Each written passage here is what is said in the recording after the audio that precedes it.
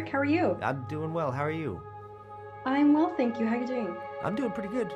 Yeah, just Good. talking a bunch. Um, How about you? I am doing great. I'm so excited to be chatting with you about this film. I actually had an opportunity to see it at TIFF, and I found it to be incredibly delightful one moment and heartbreaking the next. And you really captured quite the emotional roller coaster here of human complexity. It's so full of heart. So, congratulations on the film. Thank you so much. Yeah, so the real events that inspired this film are truly stranger than fiction, and I'd love to know how you responded to Jeffrey Manchester's story and what you latched on to that you felt would be interesting material to explore. I think really the contradiction of his choices I felt were that was the thing that led me. Here is this hardened criminal that robbed 45 McDonald's and put the employees in the freezer, but made sure they had jackets on. Here was a guy that broke out of prison and didn't live in the forest like an animal or like a bamboo forest like a koala bear. He went to a toy store and he lived in a toy store.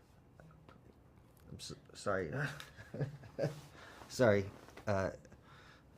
My crew over here is laughing at me.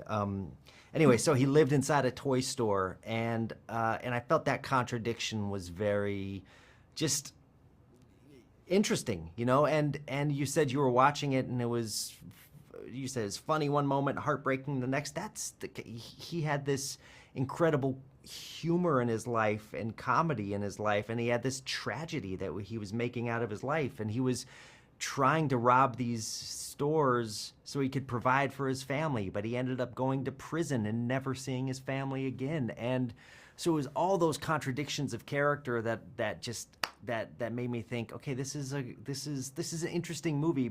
I love being in a movie theater and watching something and feeling like you could laugh and you could cry because they're sometimes the same thing. I think about like the comedy tragedy faces. If you slip on a banana peel and you fall on your butt, it hurts and you laugh, or people laugh, and it's pain. And so I thought that this was a interesting opportunity to kind of play those contradictions. Yeah, absolutely. And it does have this kind of lighthearted energy to it in a way that kind of differentiates from your previous films. And Mm. you're no stranger to heartbreaking romances Yes, from The Place Beyond the Pines to Blue Valentine, beautiful films. thank you. And Roofman also features a tragic romance in many ways, but it's also very funny. Was that a conscious decision where you wanted to explore a kind of different tone at this point of your career? Yeah, I certainly did. I have like I'm a very optimistic person, but my imagination, I go to a dark, like catastrophic imagination sometimes, and that becomes like a kind of a safe womb to kind of play in. And when I made my last series, I know this much is true. I just Mm. went so far into the darkness, and I had we all had the best time making that thing. We had no idea when it came out, like right as the pandemic hit, we had no idea what we were unleashing into the world. And I started to think, I want to make something. I think the world needs to laugh. I think the world needs to go on a different ride with this movie. I mean, I know this much is true. I feel like it was a fully complete thing that we made, but I felt like I needed to give the audience some of those things that I felt when I was a kid watching movies. When I was kind of enamored with the potential of movies and the possibility of movies. And I remember when I was a kid, I always wanted to make movies, but there was a few years where I also was thinking about becoming a roller coaster designer. And I used to design roller coasters all the time on paper, and I would decide if they were metal or if they were wooden. And I think in some ways this movie became a way for me to go back to kind of that childhood. I mean, the movie is about in my mind, it's about a boy in a man's body. It's about he could have chose to live anywhere, and he chose to live in that toy store. And and so for me, I had to reconnect with my inner child too. And so I wanted to find those things that would have, when I was a kid, I would have just loved, and really just kind of try to take the audience on a ride. Yeah, and we really get that sense of inner child through Channing Tatum's performance as well. Yes. You know, here he is playing this criminal with a heart of gold, and it's a role that really we get to see the tragic bits, but also, you know, these very fun stunts that he's doing in the toy store. Could you speak to working with Channing on that kind of Mm. the playfulness and mix of with melancholy in his character? Yeah, I mean, the first time I ever saw Channing was in Guide to Recognizing Your Saints, and the first image I remember of seeing him was, I'll never forget it. I've only seen it one time. It's like he's walking down the street, he's got like a vest on, but he's like shirtless underneath, and he's like beautiful, and he looks and he's moving like, he's got this dancer's body, and he's like moving like Gene Kelly, but his face looks like Marlon Brando's, and his nose is broken, and there's blood dripping down his face, and there was this contradiction of like this beautiful wounded masculinity in him, and I was just always wanted to work with him. And then he also has this capacity to be an incredible romantic lead and a hilarious comedian. I mean, you know, he's made some of the funniest moments in the last 20 years in movies, and he's courageous. He writes, you know, he makes autobiographies of his life. And so I knew I really just wanted to work with him, and I knew he could do all those things because Jeff's character had all those elements to him. You know, he was a criminal in a crime movie, he was in a love story, you know, he was in a comedy, and he was in a tragedy. And so I felt like Channing could be, it was one of the few actors, actually the only actor I could imagine that could handle all these, wear all these hats and kind of be this guy. And so Channing and I used to talk a lot on set about like the sad clown. We wanted to make a movie about a sad clown, a clown that you would laugh at, but a clown that actually had a lot of pain inside of him, because we didn't want to sugarcoat Jeff's tragedy that he had created about his life. And then, you know, I promised Channing when I offered him the movie, I was like, I am going to build you a toy store. And so we basically found this old abandoned Toys R Us in North Carolina that was about 20 minutes from the real Toys R Us where Jeff stayed. And we rebuilt this thing one tile at a time, one fluorescent light at a time, one toy on the shelf at a time. And it takes a lot of toys to fill up an entire Toys R Us, truckloads and truckloads of period toys. And I created this thing that to me was this aquarium. And what I could do was like drop Channing, and I could drop Peter Dinklage and Kirsten Dunst inside this aquarium and let them live and let them play. It was like a sandbox, you know? And I remember the real Jeff a couple weeks ago called me, and he said, hey, I saw the movie poster, and he was like, I saw this picture of Channing in like his underwear with a pool floaty and a teddy bear on his neck. He was like, where'd you guys get that idea? And I was like, well, Jeff, we built a Toys R Us. I was setting up a shot, and Channing came around the corner, and he looked like that. And he said, hey, I think we should do a homage to Risky Business. And I said, okay. And I filmed him, and I was like, that's where it came from, Jeff. And Jeff said, you know, I'm really happy to hear that, because when you live in a toy store for 6 months, it has a way to connect you to your inner child, and I'm so happy Channing got a chance to connect to his. Yeah, it's really neat that you mentioned that because I was watching those scenes thinking how much of that was just letting the cameras roll and watching Channing, you know, put some fun outfits together.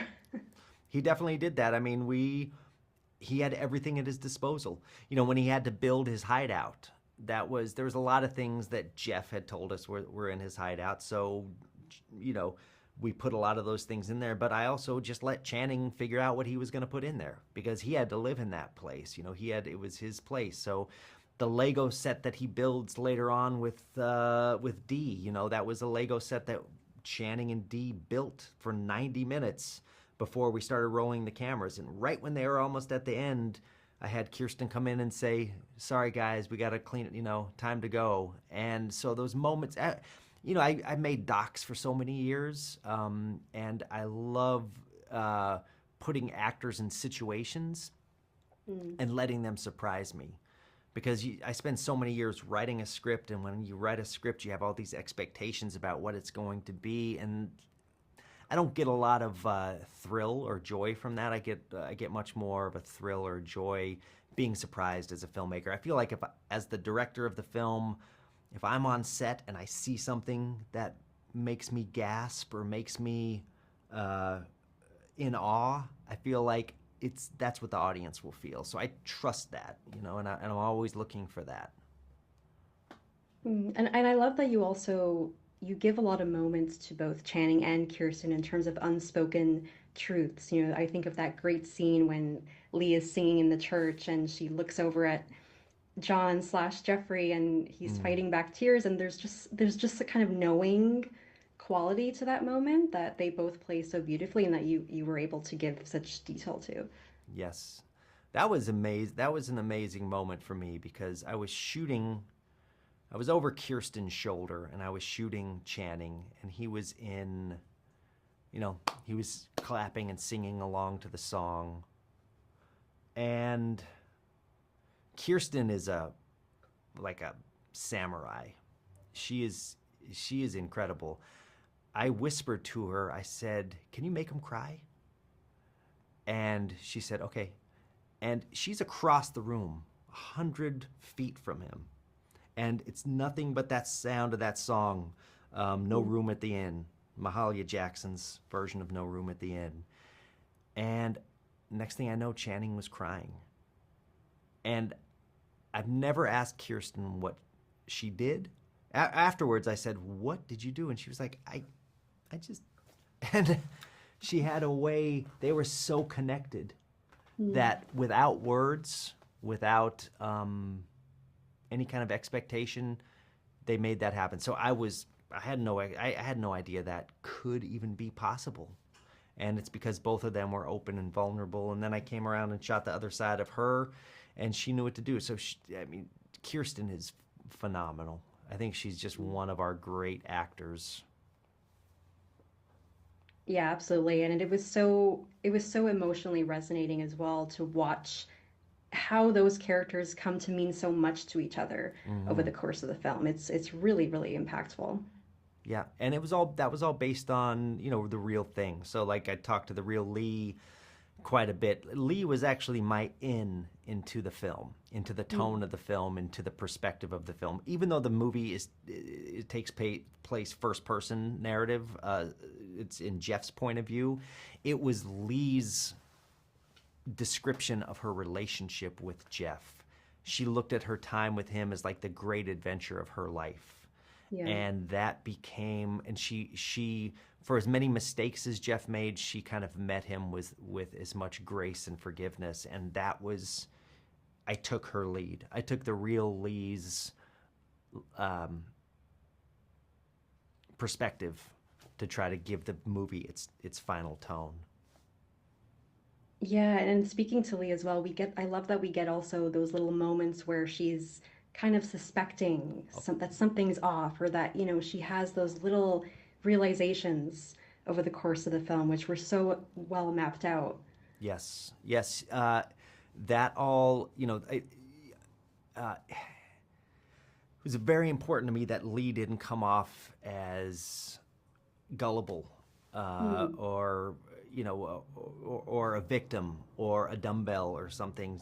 She had to yeah. be she had to have her own agency. She had to have her own strength. She had to be making her own choices. She had to be a mother that cared so much for her kids and would never put her kids in harm's way. And Kirsten, being a mother and being so salt of the earth, she just understood all those things. And as Kirsten would say, and as Leigh would say, you don't think when you fall in love with someone that the person you're dating is an escaped convict that's living in a toy store. You Yeah. would never think that. Um, and uh, and no one else thought it. He was in that Mm. church with all those people in the church that I talked to that went to church. They just talked about, there was this guy, John, who came, and he was a nice guy. They loved it when John was there. And then, oh, John had another, alternate persona. He was, that was a persona. That wasn't actually him. But it was him. It was the version of Jeff that I think Jeff wished he could be. I think Jeff wanted to be able to be John. he's like really three guys in the movie. He's John, he's Jeff, and he's Roofman. And you know, Roofman wants to get what he wants. And if you don't, and he wants to be in control, but he rarely is in control, and he makes a lot of silly mistakes because he's not very good at being that guy. He's brilliant, but he's got this big heart that always screws things up for him. Then there's Jeff, who kind of can't figure things out. He wants to be a father, but he can't quite figure it out, so he has to enlist Roofman to help him. And then there's John, and John is the kind of guy who wants to be loved and wants to give love, and he's loved in return. And I just thought those three characters were really interesting for Channing to play. Yeah, it adds to the hopefulness of the film as well. Derek, I could speak to you so much longer about this film. It's so wonderful that I'm Thank, getting the wrap here. So thank you so, so much for your time thank and you. congratulations on the film. Thank you so much. Okay, great talking to you. Take care. Bye bye.